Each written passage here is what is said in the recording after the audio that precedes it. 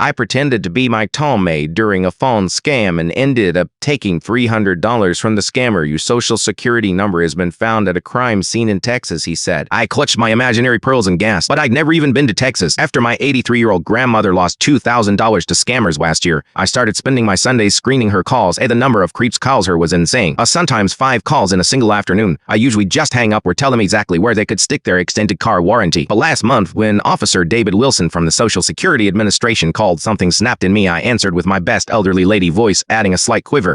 Hello. The scammer launched into his script about suspicious activity and money laundering operations. They're sending officers to your home like no, unless we can verify you are not involved. Officers, to my home. I trembled. But my cats aren't even fed, and I'm still in my nightgown. I could practically hear him salivating as he explained how I needed to withdraw all my money and convert it to Polence. Bitcoin, is that like those wooden nickels from the county fair? My grandson talks about coin things on his computer machine. For 45 glorious minutes, I kept him on the hook. Every time he tried steering the conversation back to my bank accounts, I get confused and start rambling about my bunions or my neighbor's affair with the mailman. Then I had a stroke of genius. Officer Wilson, I am scared to go to the bank alone.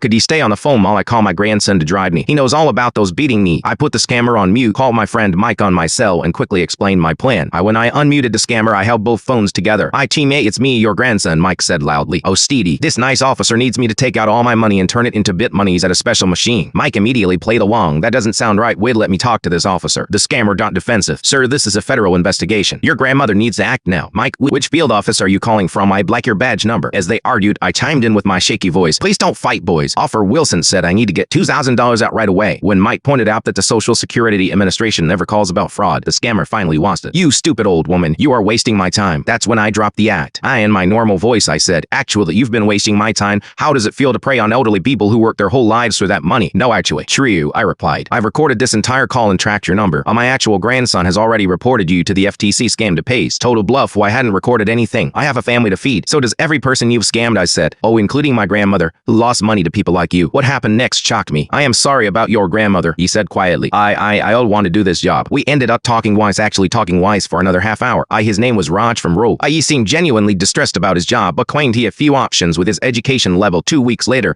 my grandmother received a MoneyGram for $300 with a note that simply said, sorry. I can't prove it was from him, but the timing was suspicious. I still screen Drummo's calls every Sunday. But now when scammers call, I ask if they know my friend Raj. None have admitted it yet, but I like to think he found a better job, one that doesn't involve stealing from sweet old ladies who remind me of my grandmother.